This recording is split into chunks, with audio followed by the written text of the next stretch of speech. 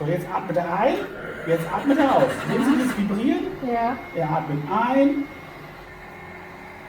Und jetzt atmet er wieder aus. Ja. Also es macht nichts anderes wie, ich mache jetzt wieder einatmen wieder ab. Aber das ist wichtig. Ne?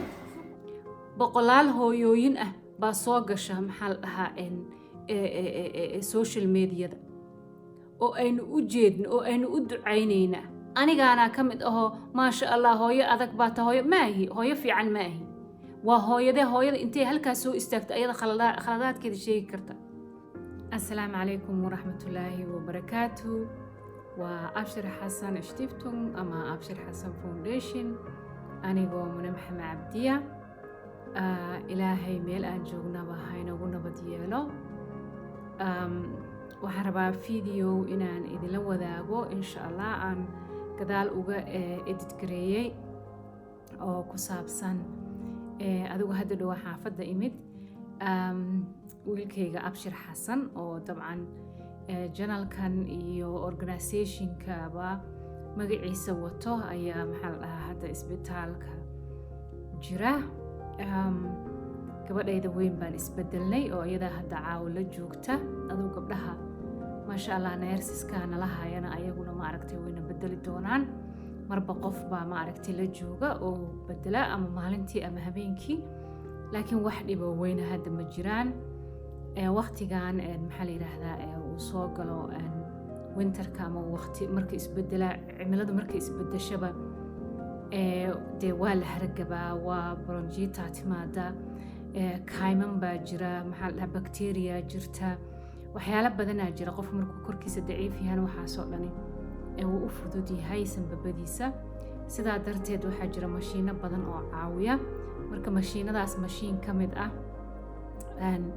ayaa hadda ma aragtay marka hore isbitaalkan lagu barayaa ka bacdina guriga aan soo qaadanayna hadduu ilaahay yiraahdo anagu inhalirung yani waan ku samaynaa maxaa la dhahaa xabka maaragta mashiin oo kasoo jiiday maadaama uusan si fiican u qufici karin xabkii ku dhagayo xabka maaragtay mashiin oo kasoo oo maxaa la dhahaa bixinaya yani kasoo jiidaya ayaa jira mid maaragtay xabkii ka fujinaya oo maxaa la dhahaa sanbabadii maadaama dee qofku hadduusan dhaqdhaqaaq badan oo uusan soconayn oo sport samaynin sanbabada iyo maxaa la dhahaa orgaanada qaarkood oo dhan saa uma shaqaynayaan marka mashiinaa jira maxaa la dhahaa caawiya marka calaa kulli xaal sanbabada ugu daran waa meesha dee hawada maaragtay sifaysa ama kala qaada marka sanbabka dee haddii bacteria ama germs ku dhasho xoogaa qofka dhibaata uga imaanaysa marka insha allah wax weyn maaha adigu ama beri dambe wuu ka soo baxayaa laakiin waxaan rabaa walaalayaa inaan idinla wadaago alxamdulilah aniga wiilkayga waddankan jarmalku ku dhashay wixii ilaahay qadarana dee qof maaragtaa celin karaa ma jirto alxamdulilah noloshiisa iyo yani dee caafimaad buu haystaa maaragtay yani meel wuxuu joogaa isaga caafimaad ma haysto laakiin meel wuxuu joogaa at least kaalmaati badan iyo waxyaalo badan oo at least maaragtay caawimaada uu ka helaya laakiin waxaa jira ibuprofen ama maxaa la dhahaa norofin ama maaragtay maxaa la dhahaa paracetamol aanan heli karin oo qaarkoodba ay ku jiradaan daawooyin dhacay oo la siiyo ama daawooyin wax laga soo sameeyey aanan la aqoonin baaba jiradaba keentaba hooyooyinka qaarkood markay kuu sheekeeyaan aad baad qaraacmaysaa intaa waxaa dheer ma haystaan yani waxaan ognahay daawooyinkii halkan maaragtay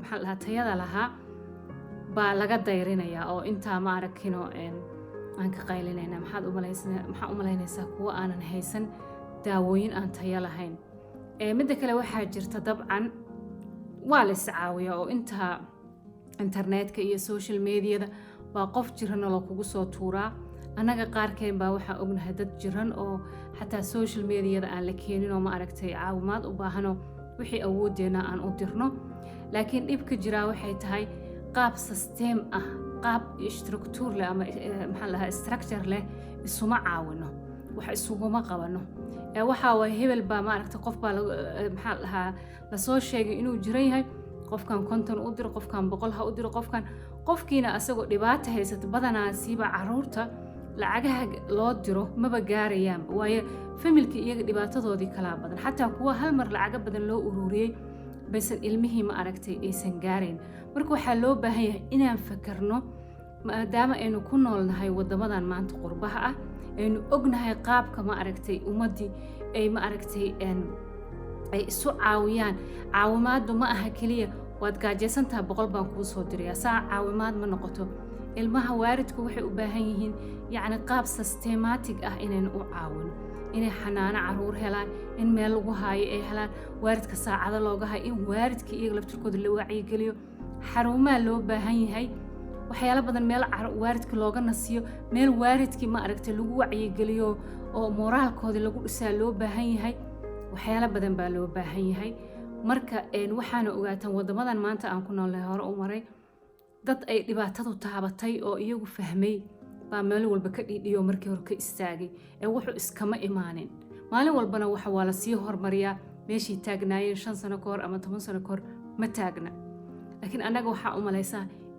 aan nahay shacab barmatiif ah aan weligood meesha ka dhaqaaqayn aan weligood meesha maxaa la dhahaa yacni qofkeenii dhowr sano meelahan ku noolaadaba caqligiisii gadaal buu u soconayaa yaa meeshuu hore u mari lahaa meeshuu wax fahmi lahaa meeshuu ma aragtay intaa gacan in la hoorsado intaa in la dhibaataysnaado mid meelahan joogo gacan hoorsanayaba asagiina wadankii kuwa kale gacantii usii hoorsanayaan annagiibaa ma aragtay ilaahay awooddeeni naga qariyey annagii oo dhan waxaa noqonay is-eedayn keliya haddaynu hooyooyin Soomaaliyeed nahay dabcan culays iyo mas'uuliyad weyn baana saaran mas'uuliyaddaas iyo culayskaasna saaran in aan iska wareysano maxaa diiday intaa waynu hadlaynaa social mediada boqolaal baynu kor u dhaafnay boqol bayaana dhihina boqolaal baynu kor u dhaafnay oo social mediada ku wada jira xaqiiqda cid ka hadlaysa weli ma aragteen qof walbaba goonidiisaas uu ordayaa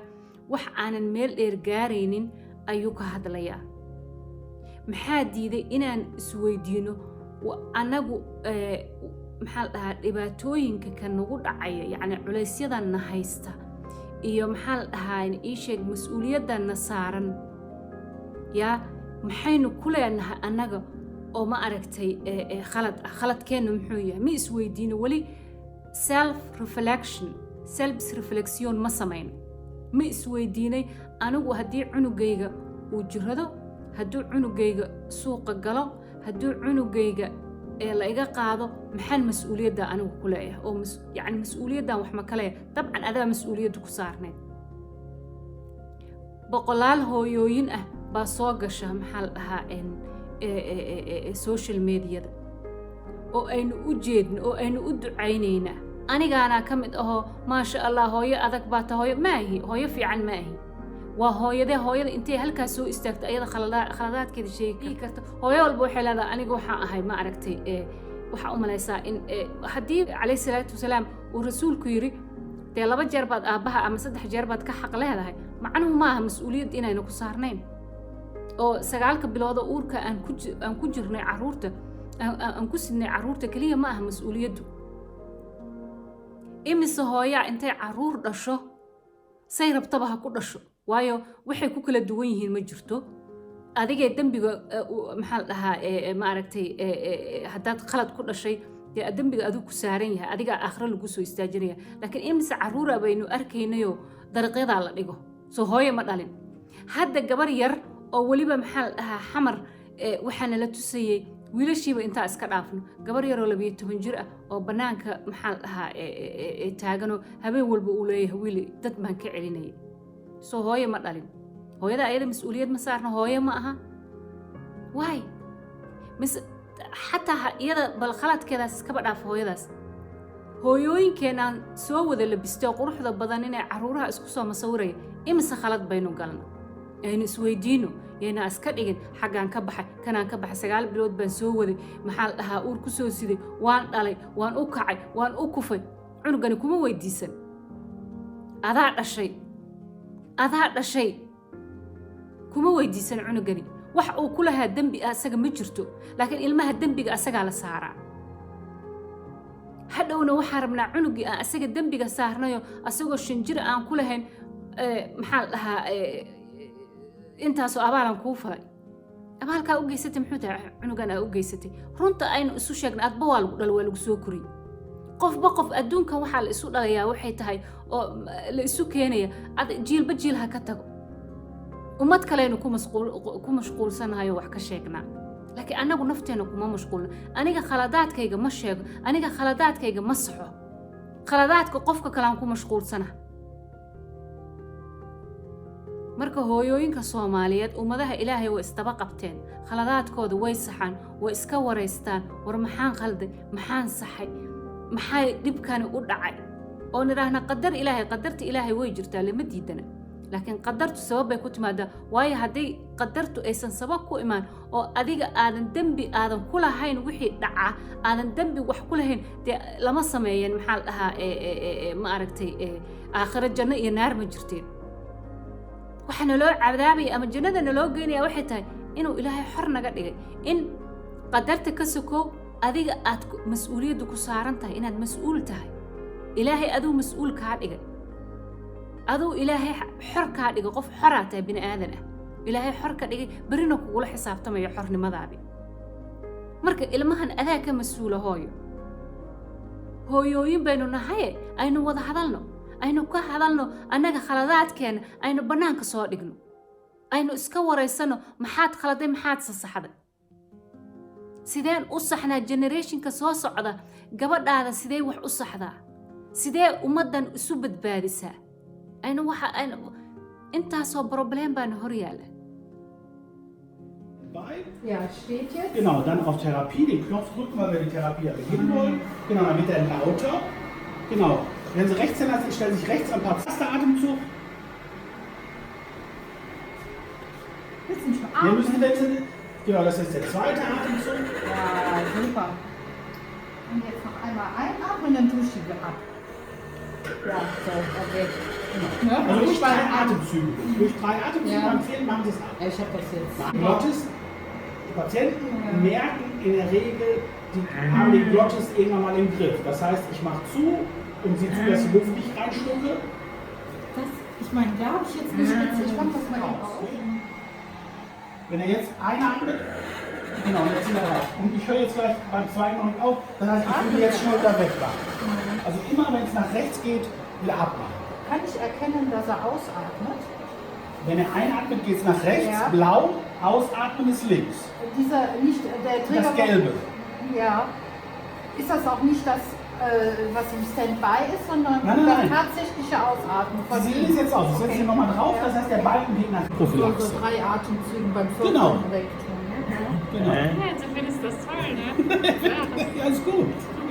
Und dann machen Sie im Endeffekt auf Therapie und dann ist wieder auf Standby. Ah, okay. Also ganz ausschalten können Sie hier. Sie können nichts daran verändern. Sie schalten das Schalte nur Gerät ein. an. Ja. Dann sagt er hier, ich bin im Standby-Modus, gehe auf Therapie, dann fängt das Ding an, aber der atmet nicht. Also er erkennt das nicht. Erst wenn ich die Maske aufsetze, ich setze sie nochmal auf, dann erkennt er den Atemzug und fängt direkt an. Oh, super. Ausatmen, Gut. Und einatmen, man kann dann. ausatmen, einatmen und dann mache ich es gleich ab, wenn er einatmet. Und dann schnell ab. Gut, super. Das ruhig, wie schon gesagt, 3 Atemzüge machen, man 4 Mal abziehen. Und dann Okay, super. gehen Sie einfach wieder auf Therapie, machen Sie Ja, aus dann und habe das war's. ich nur noch eine Frage, das ist hier ein System.